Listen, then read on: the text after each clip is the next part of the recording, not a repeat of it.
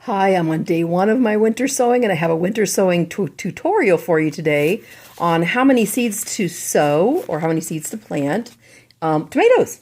Now, this is going to be an interesting experiment. This is going to be part one of a two-part planting. Let me explain. Now, I get so many people saying that you can't put tomatoes in early with winter sowing, like in February or January. And my experience has been, and that of many winter sowers, is that if you put them in February or March or even early April, they're going to all come up about the same time, and they're going to be a little bit behind the indoor sown ones, but very quickly, because they've been grown hardened, they grow as fast as the indoor sown ones, and then even faster and bigger than the indoor sown ones under grow lights.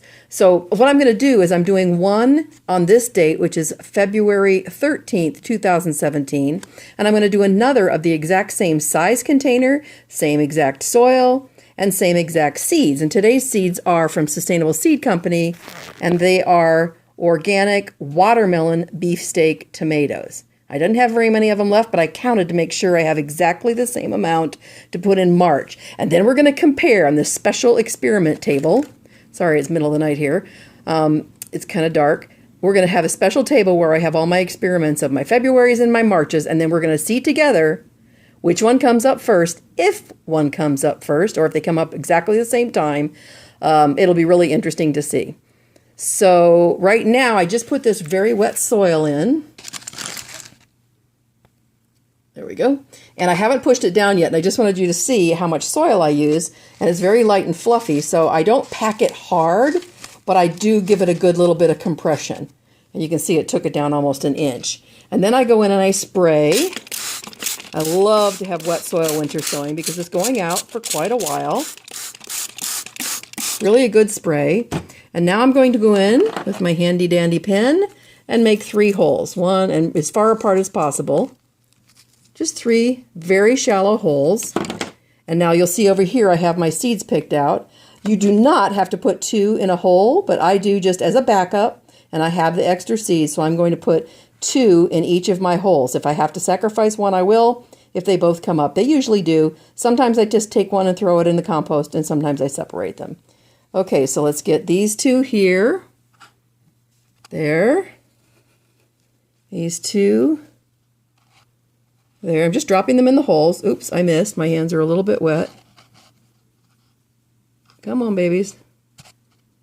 Okay, and then my last 2 right here over there. Now, it's too hard for me to do this since it's getting dark and I don't have my glasses on. What I'm going to do then is just kind of lightly push that over, not a lot of coverage, just a light amount of coverage. Actually, I can do that now. I don't want to forget where I put them. I don't go very deep at all. And then I'm going to give them another light mist. Kind of just soaks them in. Oh, shoot. Oh, this is a perfect lesson. I'm so glad this happened on the video. Darn it. I used a crappy pen. This is a pen, a felt tip pen that's supposed to be a marking pen. I'm telling you, these people are selling junk out there. I am trying to use up all my old labels, all my old pens, and look, I just sprayed it and the whole thing melted down. So luckily I'll be able to dry that off and use my excellent pen, which is a paint pen. That's the one I recommended. See if I can focus that in there. The brand of this one is Craft Smart. It's a really good pen, and they have fine, medium, and broad. And I like the fine one and the medium one.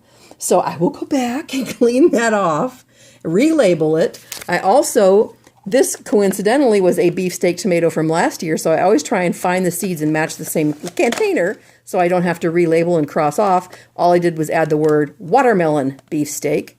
And I have a new color code, and you know, I change it every year with what I'm doing. This year, color coding on this one, the multicolored one, is going to be, it means an experiment. So I have to keep really good close eye on it and make sure that I'm following the exact same protocol with the same size, same soil, same seeds, same everything. So, so far I've just used green, and green is going to mean cruciferous, and it needs covered.